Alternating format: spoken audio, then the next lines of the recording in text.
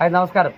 കൊച്ചിൻ കലാരസിയുടെ ഡയറക്ടറായ രാഹുൽ മഠത്തിൻ്റെ പെങ്ങട കുഞ്ഞിൻ്റെ നൂലുകെട്ടായിരുന്നു ഇന്ന്. അപ്പം ഞങ്ങൾ കൊച്ചിൻ കലാരസി എല്ലാവരും ഇവിടെ പങ്കുചേർന്നിട്ടുണ്ട്. അപ്പം നമ്മൾ ഭക്ഷണം വിളവ് വന്നപ്പോൾ ഞങ്ങളൊക്കെ ഓവറായിട്ട് കഴിക്കുന്നവരാണ്. അപ്പോൾ ശുചിത്ത് പറയുന്നത് അദ്ദേഹത്തിനൊന്നും കിട്ടിയില്ല. പക്ഷെ ഇതൊന്നും ഇവ പറയുന്നത് സദ്യ കൊള്ളത്തില്ലെന്ന് ഞാൻ പറഞ്ഞിട്ടുള്ളൂ.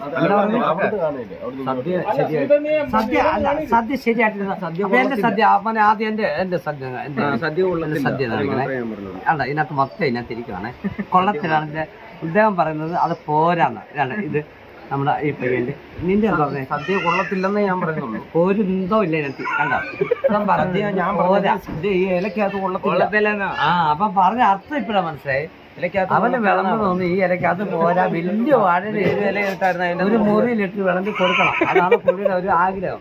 കാരണം അത് ആ ശാപ്പാടിനുള്ള ഒരു ഇതുകൊണ്ടല്ല, ഒരു ആ ഒരു ബന്ധം, ആത്മബന്ധം, രാഗമായിട്ടുള്ള ഒരു കൊള്ളത്തില്ല. ഞാൻ അതാണ് നമ്മൾ ഈ ഇലക്കകത്ത് കൊള്ളത്തില്ല. കുഞ്ഞില ഇട്ടിട്ട് സദ്യ വിളമ്പിക്കാൻ അതിന്റെ അത് എവിടെ കൊള്ളാൻ കൊള്ളാനൊക്കെ.